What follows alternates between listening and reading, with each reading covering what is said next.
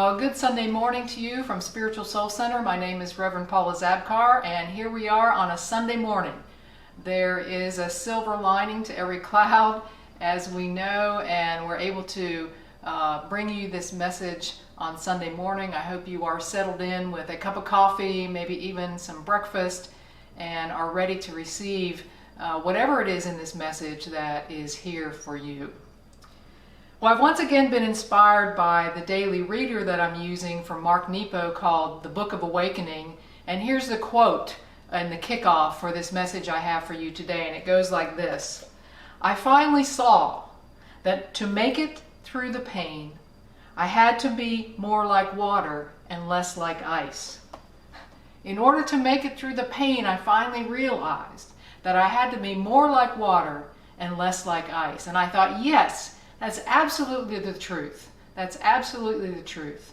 I mean, I pictured this deep fracture in red rock, because I love the Southwest and I love the red rock and the reflection and the light, and I pictured this deep fracture in there, and I pictured the difference between water in that crack and ice in that crack. And I pictured the water flowing through that opening, that craggy, maybe pointed and scraggly opening, and ice in that opening, and how the flow was totally different than how the ice is. And the ice is in that crack restricted and cracking and stressed and pushing and pulling.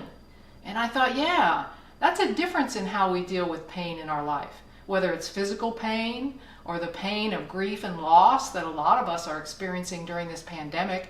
We can't do what we want to do, the grief of not being able to be with each other, the loss of our ways of being and touching each other and being in community with each other. Those are all gone. And that's a sense of grief and pain. In our own household here, many of you have known we lost our dog Davy of 14 years. The pain of losing some four-legged love, furry one, is immense. And there's also the pain of separation. There is the pain of rejection and judgment, all of that. And if we're dealing with it like water versus like ice, it's a totally different experience. A totally different experience. So how can we be more like water? Assuming that that's what we want to be, more like water and less like ice, more flowing, more free, more at ease to move, even around the rough edges, versus like water, which is, like I said, stressful and tight and holding like this. Well, assuming we do want to be more like water, I was thinking that one way, or the way that comes to mind, I should say, of being that is to have a spiritual foundation, and how different it is in our life when we have a spiritual foundation versus not. And in these challenging times, I think that how we engage in challenging times is really a reflection of our spiritual nature. It really is a reflection of how we bring ourselves to life. It's not that we walk around all zen and all joyful like this. I think a reflection of a deep spiritual foundation is really found in authenticity, in our ability and our willingness to bring ourselves authentically to life, and to be awakened to that, to know that that's what we're doing. To show up with kindness toward others and kindness toward ourselves. To be able to listen, to be able to, and have the ability to change our mind or change our perspective. I mean, those, I think, are some of the attributes of having a spiritual foundation, because we're not so caught up in what's happening in the world. We know that there's something different, there's something else. And another thing that comes to mind that is really important to me is to trust in the unseen, to trust in something greater that I really don't have the understanding of, but that I trust in that. I trust in the unseen, that reflect the depth of that. Now I want to pause here and make a notation that it's easy to judge others maybe as to their spiritual foundation. It's easy to say, oh, well, I see what you're talking about, and I remember this person or that person who's acting this way or that way. They must not have a strong spiritual foundation. But here's what I want to convey to you today, is that this message is not about the other person. This is about me for me and you for you. This is about my spiritual foundation for me, a reflection that I can use to evaluate where I am, to understand where I am, and for you to do the same. In fact, judgment of others is a reflection of the maybe lack of spiritual understanding or the lack of a deep spiritual foundation, because we maybe misunderstand the oneness that we are. We misunderstand our connection and how that works. So now this lesson assumes that you want to have a spiritual foundation in your life. So what does that really mean? Well, I would say that it means that you have a desire to embrace the unseen. You have a desire to know something beyond what we can see in the world. Something beyond the theories that are proven, something beyond the ideas that have already been brought up, something beyond that. Something that is unknown maybe and hard to put the finger on. In order to have a spiritual foundation, I think we have to have a desire to know what that is for us. To have a spiritual foundation is one that I think evolves over time. And it comes through us, comes around to us. It allows us to engage in the world, but not to be so shaken by it all the time. To not be so thrown off track by it all the time. That's the big thing. It's this thing, a spiritual foundation is what allows us to be in the center. To come to center. To experience even in the chaos that time of peace and ease. To have the freedom and to be in joy. That's what I think spiritual foundation gives us, allows us to be. It allows us to be more like water.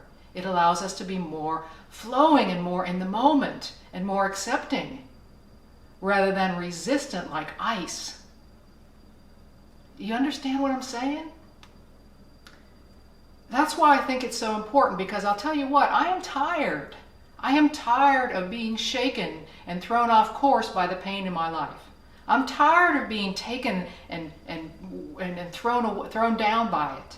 That's not the way I want to be. I want to live a life of more ease. I want to live a life of freedom. I want to live a life that's more joyful.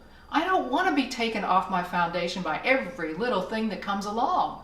That's not what I want. And I think a spiritual foundation is what allows me to have the potential to not be thrown off that way, to not be taken aback by every little curve, by every little curveball that's thrown my way, by the big ones too, to have that to fall back on, to feel exquisitely alive no matter what's happening outside in the world. So, I can't tell you what a spiritual life looks like for you. Yes, I said that. I can't tell you what a spiritual life looks like for you. But I do think there are a few questions that you could answer for yourself that would lead you down that path to understand what it is. Like, what do you believe about God? What do you believe about what you can't see? What do you trust in that you can't put your finger on? What is that for you? What is that for you? I think we need to take the time to ponder that. Maybe to read about it, maybe to discuss it with someone. What is that you trust, that you don't have proof for, that could be meaningful in your life? What is it? What is it? Because believing in the unseen is really about trust. That's what it is. That's what it is. We don't have the evidence out here. We don't have it all figured out. We don't have our ducks all in the row. That doesn't happen with everything in life. But I encourage you, as you ponder those questions, to maybe believe that there is something, some power greater in this universe, greater in this world than we can really understand with our mind. And that power and that presence is here only to support us. And that in our pain and in our fear, it is saying to us, take another step because I'm the one that's here for you. Take another step because I believe in you. Take another step even though you can't see it. Take another step. There's a story that is in the Book of Awakening that speaks to this. Again, my second inspiration this week from Mark Nepo. And I want to read this to you. Many of you probably have heard it before. It has to do with Indiana Jones and the Last Crusade. And he relays the story this way. The need to step into our pain, the need to step into what we fear, if we do that, it disperses its hold on us and is powerfully brought to life by the moment in the film Indiana Jones and the Last Crusade. Remember this: after searching everywhere within reason and memory for the Holy Grail, Jones stands at an enormous precipice, a deep chasm before him, the Grail waiting on the other side.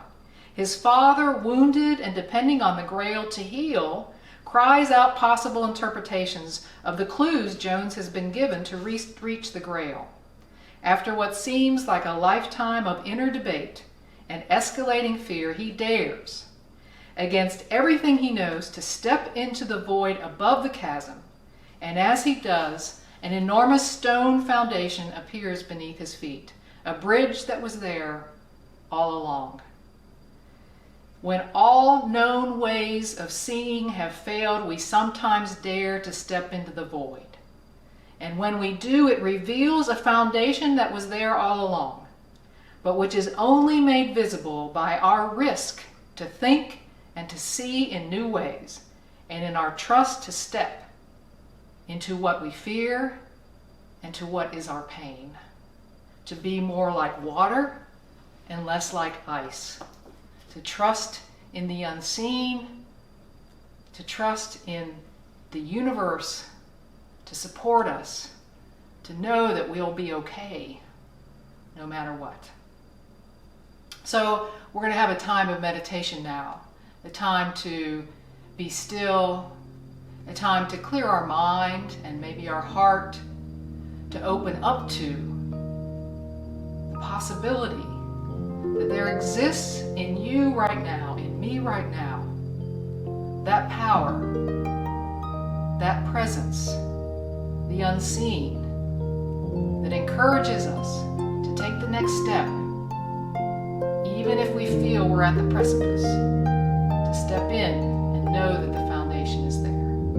So take a deep breath in with me and out, and settle in for these few moments of meditation.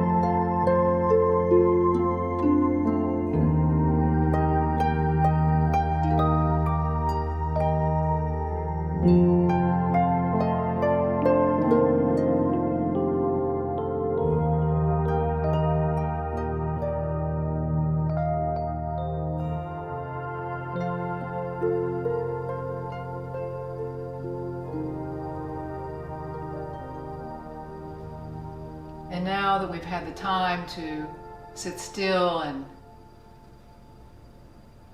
be Let's begin to gather ourselves back into this moment, to be refreshed maybe, to have a new perspective, to examine a new belief, to know that in this moment and at this time, God is and all is well. So let's close the way we do at Spiritual Soul Center with this prayer. May I be filled with loving kindness. May I be well. May I be peaceful and at ease. May I be happy. May all beings be filled with loving kindness. May all be well.